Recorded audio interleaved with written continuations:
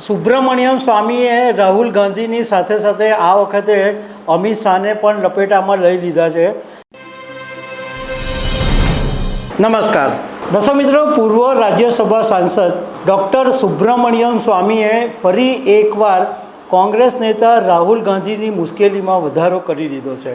આ ડૉક્ટર સુબ્રમણ્યમ સ્વામીએ national Herald કેસમાં પણ રાહુલ ગાંધીની સામે કેસ કરેલો છે અને હજુ પણ રાહુલ ગાંધીની પૂછપરછ આ કેસમાં ચાલી રહી છે। હવે સ્વામીએ દિલ્હી હાઈકોર્ટની અંદર રાહુલ ગાંધીની ભારતીય નાગરિકતા વિશે અરજી કરી છે અને એને કારણે રાજકારણમાં ગરમાટો આવી ગયો છે।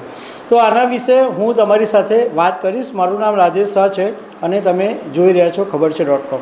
દર્શક મિત્રો, ડૉક્ટર સુબ્રમણ્યમ સ્વામીને બધા જાણે છે કે એ એક જાણીતા લોયર છે અને પૂર્વ રાજ્યસભા સાંસદ છે।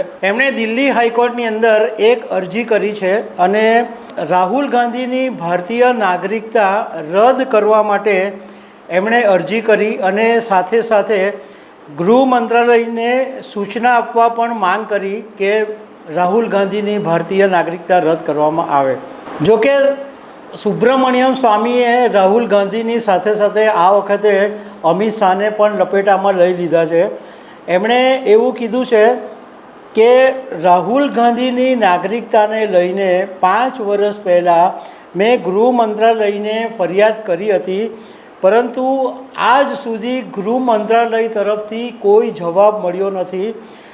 હજુ સુધી શું ગૃહ મંત્રાલયે શું નિર્ણય કર્યો, શું કાર્યવાહી કરી એ હજુ સ્પષ્ટ નથી અને સુબ્રમણ્યમ સ્વામીએ કોર્ટને વિનંતી કરી છે કે ગૃહ મંત્રાલય પાસેથી મારી અરજી પર અત્યાર સુધીની જે કાર્યવાહી કરવામાં આવી એનો એક સ્ટેટસ રિપોર્ટ મંગાવવામાં આવે। જોકે રાહુલ ગાંધીની ભારતીય નાગરિકતાને પડકારતી આ કોઈ પહેલી વખત અરજી નથી થઈ, આ પહેલાં પણ થઈ છે। સુબ્રમણ્યમ સ્વામીએ એવી અરજીમાં કીધું છે કે રાહુલ ગાંધી બ્રિટિશ નાગરિક છે એટલે એમની ભારતીય નાગરિકતા રદ કરી દેવી જોઈએ। આ પહેલાં પણ એક વ્યક્તિએ રાહુલ ગાંધીની ભારતીય નાગરિકતાની માહિતી માંગતી આરટીઆઈ કરી હતી, પરંતુ ગૃહ મંત્રાલયે એનો જવાબ આપવાનો ઇનકાર કરી દીધો હતો।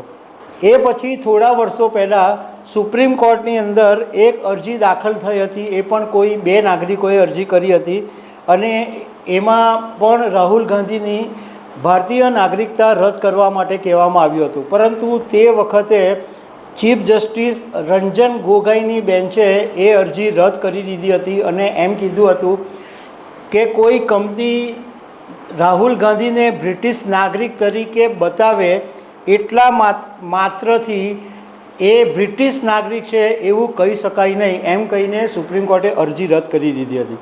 હવે સુબ્રમણ્યમ સ્વામીએ જે અરજી કરી છે એમાં એવું કીધું છે કે રાહુલ ગાંધી બ્રેકઓપ્સ લિમિટેડ નામની કંપની જે 2003માં યુકેની અંદર રજિસ્ટર થઈ હતી એમાં ડાયરેક્ટર અને સેક્રેટરી હતા અને 2005 અને 2006માં દાખલ કરવામાં આવેલા જે કંપનીના એન્યુઅલ રિટર્ન હોય એની અંદર રાહુલ ગાંધીની જન્મ તારીખ 19 જૂન 1970 બતાવવામાં આવી છે અને તેમની રાષ્ટ્રીયતા બ્રિટિશ હોવાનું કહેવામાં આવ્યું છે।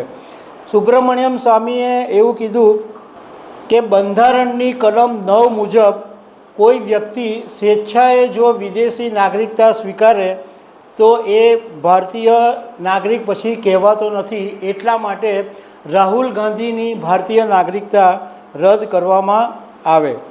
તો દર્શક મિત્રો, આવી અનેક વાતો સાથે અમે તમને મળતા રહીશું। Thank you very much.